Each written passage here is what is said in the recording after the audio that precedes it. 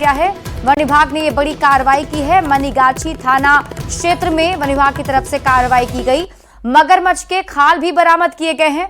मगरमच्छ को पटना चिड़ियाघर भेजने की तैयारी थी।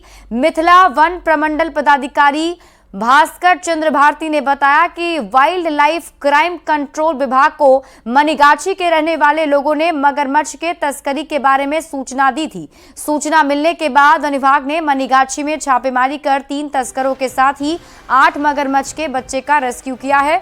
तलाशी के दौरान तस्करों के पास से एक बड़े मगरमच्छ का खाल पाया गया। टीम ने तुरंत कार्रवाई करते हुए तीनों आरोपियों के खिलाफ मामला दर्ज कर लिया है।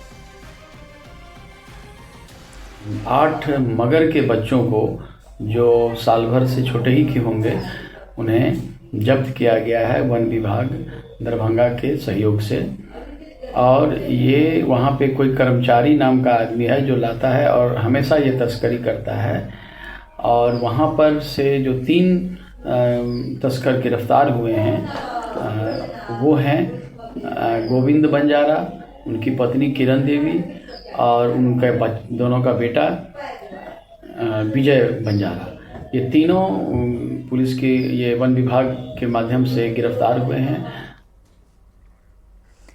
दरभंगा से बड़ी खबर है। गोदाम में भीषण आग लग गई। धू कर पूरा गोदाम जलकर खाक हो गया। आग में लाखों का नुकसान हुआ है। अग्निशमन की 3 गाड़ियों ने आग पर काबू पा लिया है। विश्वविद्यालय थाना क्षेत्र के नाका 2 के पास की घटना बताई जा रही है। तो बड़ी खबर आपको दरभंगा से बता रहे हैं, जहां गोदाम में भीषण आग लग गई और धू कर गोदाम के अंदर रखा सारा सामान जलकर राख हो गया है।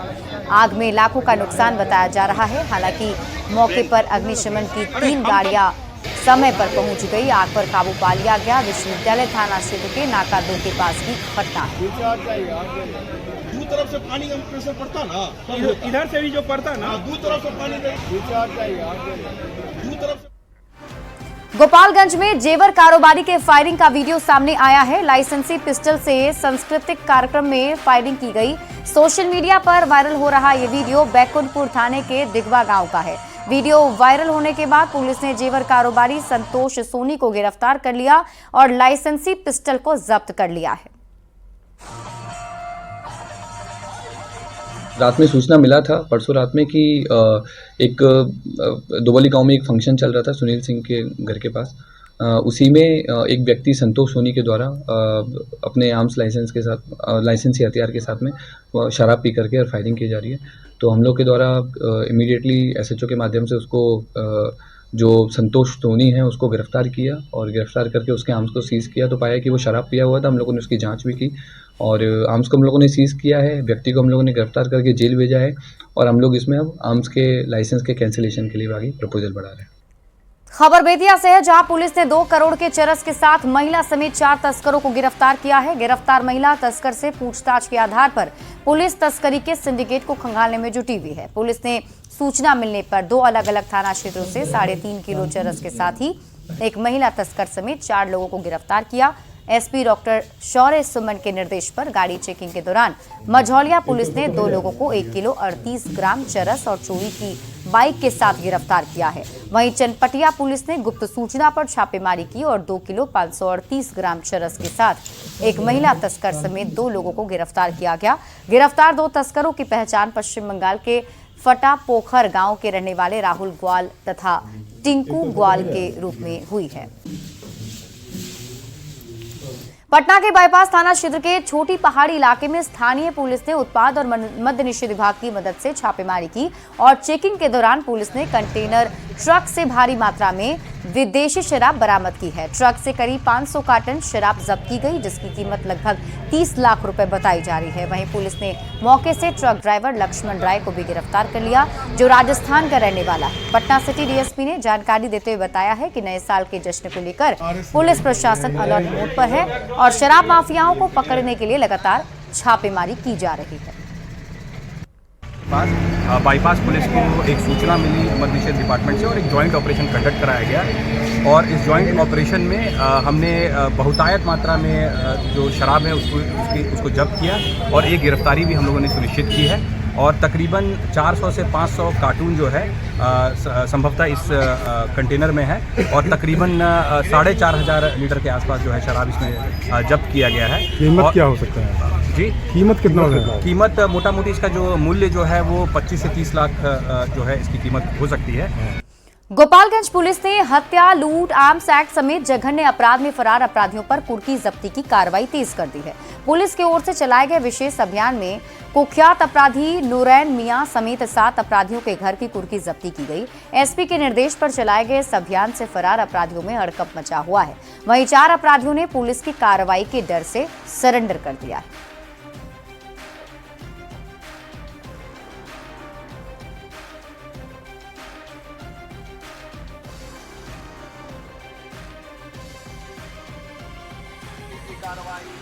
मुजफ्फरपुर पुलिस ने भी फरार चल रहे अपराधियों के घर कुर्की जब्ती की कार्रवाई की। यूपी की तरह अपराधियों के घर पर बुलडोजर चला है। पुलिस ने विभिन्न थाना क्षेत्र में आपराधिक घटना को अंजाम देकर फरार चल रहे करीब 124 अपराधियों के घर की कुर्की जब्ती की कार्रवाई की। वहीं पुलिस की कार्रवाई के बाद 1 दर्जन अपराधियों ने पुलिस के समक्ष सरेंडर कर दिया है। माधोपुर के निवासी हैं अरविंद राय पेशर जवाहर राय, ये एक कुख्यात अपराधकर्मी हैं। इनके विरुद्ध जो है कुर्की जब्ती निकली हुई है।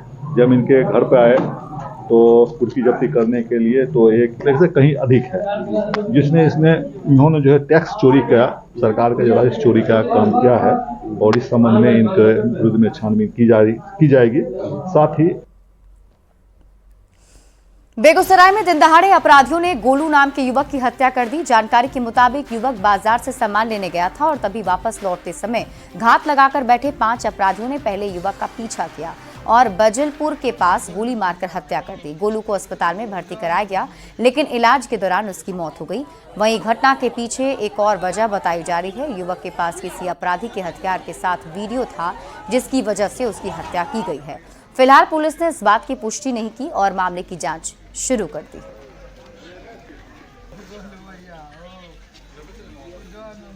आया है शक्ति सिंह के बेटा से चिन्मा हुआ तू, अब तू कम नहीं पहचानते हैं, तू वो क्या अज्ञात नहीं जानते। नाम पता हम करके बताएंगे, तू नाम पता करके बताएंगे क्या है। तू नाम बोलिए, तू नाम नहीं जानते। इनका क्या नाम था? उसका गोली लगा, गोपाल गोलू कुमार जो बजलपुरा के रहने वाले तेगड़ा थाना अंतर्गत, उनको गोली मार दिया गया है। उनकी मृत्यु हो गई है। अग्रतर विधिवत कार्रवाई हम लोग कर रहे हैं। परिजनों से अगर बताया जा रहा है कि पूर्व में कोई 47 की बात हुई थी, वीडियो बनाया हुआ था कुछ अपराधी के द्वारा, उस दिन लोगों ने इनको टारगेट करके मारा। क्या है? परिजनों से हम लोग पूछताछ करेंगे अभी, और जो भी बातें निकल कर आएगी वो हर बिंदु पर हम लोग जाँच करेंगे और विधिवत कार्रवाई करेंगे। सीतामढ़ी में पिछले 24 घंटे के भीतर हत्या की 3 वारदात से इलाके में सनसनी है। जमीन कारोबारी मुकेश झा के बेटे शुभम का अपराधियों ने अपहरण के बाद गोली मारकर हत्या कर दी। वहीं नगर थाना के इलाके में एक महिला की संदिग्ध हालत में शव मिली है। साथ ही जमीन कारोबारी के बेटे की हत्या हुई। घटना से नाराज परिजन और स्थानीय लोगों ने शहर के कांटा चौक को जाम कर दिया। आगजनी करते हुए पुलिस प्रशासन के खिलाफ नारेबाजी की। पुलिस प्रशासन एक बार फिर से सवालों के घेरे में है। पिछले 24 घंटे के भीतर सीतामढ़ी जिले में 3 बड़ी हत्या की घटना हुई है, जिसके लेकर स्थानीय जो लोग हैं वो पूरी तरीके से आक्रोशित हो चुके हैं और सीतामढ़ी का जो कांटा चौक है उसको लोगों ने जाम कर दिया है, आगजनी कर रहे हैं और लगातार पुलिस प्रशासन के खिलाफ नारेबाजी कर रहे हैं। जमीन कारोबारी जो मुकेश झा है, उनके पुत्र शुभम झा की अपराधियों ने अगवा कर लिया, उसके बाद गोली मारकर उनकी हत्या कर दी, जिसके बाद से जो स्थानीय लोग हैं उनके अंदर पूरा आक्रोश भरा हुआ है और प्रशासन से इंसाफ की मांग कर रहे हैं। प्रशासन आज साथ देता तो मेरा बच्चा नहीं बनता। प्रशासन से कोई मांग नहीं, प्रशासन मिली भगत है। राम कृष्ण ने जो है डीएसपी, वो हमको झोटा धक्के मारा, इसको मारा, हम ताने गए। अरे 14 घंटा कहाँ था प्रशासन? हमने लोकेशन ट्रैक करते थे तो बताता, आप नहीं जाते। अच्छा चलिए लिए हम अब एफआईआर दर्ज किए आपके यहाँ। आप तो किसी आदमी को तो आप बजाते हैं। तो जो स्थानीय लोग हैं उनके अंदर काफी आक्रोश है। लोगों का कहना है कि अगर पुलिस प्रशासन उनकी बातों को मानने की यकीन करता और अपहरण के तुरंत बाद पुलिस एक्शन में आती तो शायद जो शुभम था उसकी जान बचाई जा सकती थी, लेकिन पुलिस प्रशासन के द्वारा किसी तरीके की कार्रवाई नहीं की गई और यही वजह है कि अपराधियों ने शुभम की हत्या कर दी। राकेश रंजन, न्यूज 18 सीतामढ़ी। भागलपुर के कस्तूरबा गांधी बालिका आवासीय विद्यालय से गायब 2 छात्रा को पुलिस ने बरामद कर लिया है। बता दें, छात्रा के हॉस्टल से गायब होने के बाद शिक्षा विभाग में खलबली मच गई थी। पुलिस ने हॉस्टल से मोबाइल फोन और एक नोट भी बरामद किया था, जिसके आधार पर पुलिस छानबीन कर रही थी। स्थानीय पुलिस ने पटना पुलिस के सहयोग से पटना रेलवे स्टेशन के पास के होटल से दोनों छात्राओं को सकुशल ढूंढ लिया है। भागलपुर सुल्तानगंज कस्तूरबा गांधी बालिका आवासीय विद्यालय से 2 छात्रा गायब हो गई थी, जिसके बाद से शिक्षा विभाग में खलबली मच गई थी। शिक्षा विभाग के कई अधिकारी और सुल्तानगंज थाने की पुलिस स्कूल पहुंची थी, जहां से पुलिस ने हॉस्टल से एक नोट बरामद किया था। उस नोट में छात्रा ने अपनी मर्जी से हॉस्टल छोड़कर जाने की बात लिखी थी।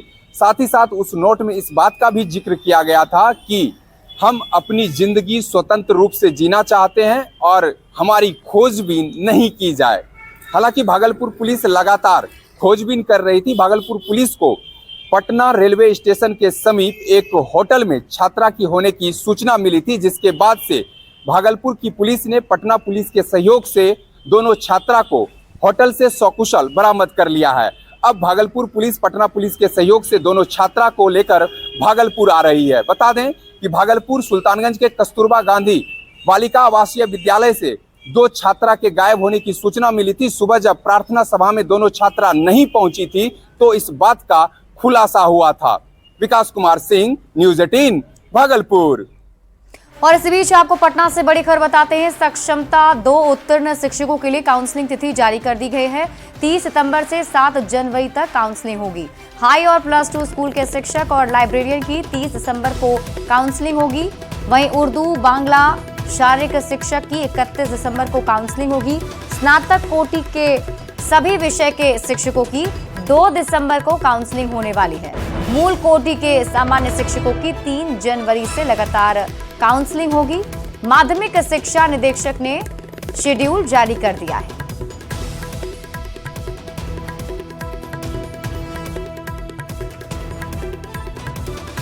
बिहार की पीपल्स फ्रेंडली कहे जाने वाली पुलिस का बेरहम चेहरा सामने आया है। खबर गोपालगंज के बड़हरा गांव के गोपालपुर थाने की है, जहां पुलिस पर घर में घुसकर महिलाओं को बेरहमी से पीटने का आरोप है कि पुलिस ने गर्भवती और बुजुर्ग महिलाओं को भी नहीं बख्शा।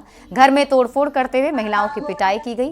घटना को लेकर स्थानीय लोगों में काफी नाराजगी है। जानकारी के मुताबिक 18 दिसंबर को जमीन विवाद को लेकर 2 पक्ष आपस में भिड़ गए थे, जिसमें पथराव भी हुआ था। पुलिस ने कार्रवाई करते हुए 22 लोगों को गिरफ्तार किया था और घटना में छानबीन के लिए पहुंची पुलिस पर घर में घुसकर महिलाओं से मारपीट का आरोप लग रहा है। मतलब 12 बजे के करीब में दरवाज़ा अभी खोल ही रहे थे, तब तक पीछे वाले दरवाज़ा तोड़ करके प्रशासन सब आ गया अंदर और हम मतलब सामान तोड़ फोड़ किया है लो। सब बेडरूम ये सब का अलमारी तोड़ दिया है लो, फ्रिज ये सब तोड़ दिया है लो, किचन भी तोड़ दिया है लो। और हम खड़े थे तो बाल पकड़ के एक प्रशासन बाल पकड़ा था, जेंट्स थे, और एक हाथ मोड़ करके पीछे करके और मारे। बोले कि तुम्हारा आदमी कहाँ है? तो हम बोले हमको नहीं पता है।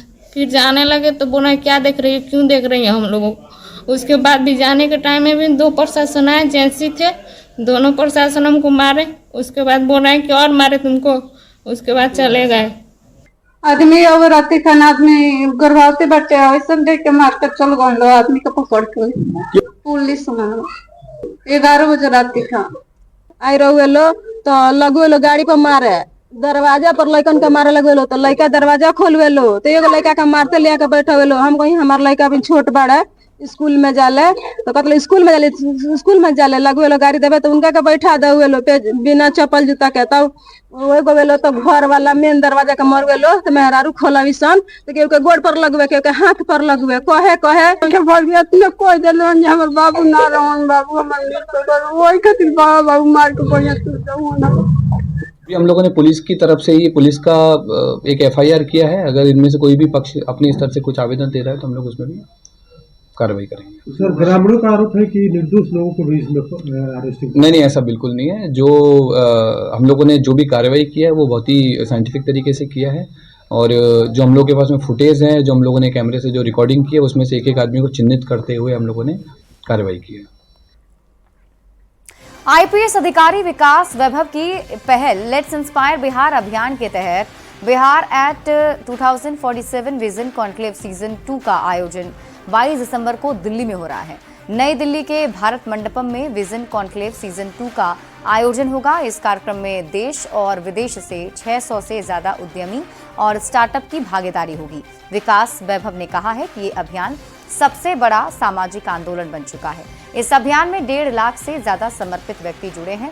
इसका उद्देश्य 2047 तक ऐसे समृद्ध बिहार की स्थापना हेतु योगदान करना है जहां किसी भी व्यक्ति को शिक्षा, रोजगार या स्वास्थ्य सेवाओं के लिए राज्य छोड़ने की आवश्यकता नहीं होगी। 2028 तक बिहार के प्रत्येक जिले में कम से कम 5 ऐसे स्टार्टअप्स स्थापित करने का लक्ष्य रखा गया है। भारत मंडपम में 22 दिसंबर 2024 को एक बड़ा सम्मेलन आयोजित हो रहा है। बिहार एक 2047 vision conclave let's inspire Bihar के अंतर्गत दिल्ली में अभी तक जो जितने कार्यक्रम आयोजित हुए उसमें सबसे बड़ा कार्यक्रम होगा, जिसमें विदेशों से भी, पूरे भारतवर्ष से और दिल्ली में रहने वाले अनेक ऐसे मूल बिहारवासी सम्मिलित होंगे। उद्देश्य है 2047 तक एक ऐसे विकसित बिहार की स्थापना कैसे हो जिसमें शिक्षा, रोजगार और स्वास्थ्य के लिए किसी को बाहर जाने की आवश्यकता नहीं हो। इस कार्यक्रम में 600 से अधिक लोगों के आने की संभावना है जो उद्यमिता से जुड़े हैं, स्टार्टअप से जुड़े हैं। लेट्स इंस्पायर बिहार अभियान आज बिहार का सबसे बड़ा अभियान है, एक अनोखा अभियान है जिसमें न केवल बिहार में बल्कि विदेशों में, भारत के महानगरों में और अलग अलग प्रदेशों में रहने वाले बिहार के लोग भी जुड़े हैं। पूर्णिया के सबसे बेहतरीन स्कूल GD गोयनका स्कूल का कल 8वां वार्षिक समारोह है। GD गोयनका स्कूल के चेयरमैन पीयूष अग्रवाल ने कहा कि इस वार्षिक उत्सव कार्यक्रम का उद्घाटन बिहार के मुख्य सचिव अमृतलाल मीणा करेंगे।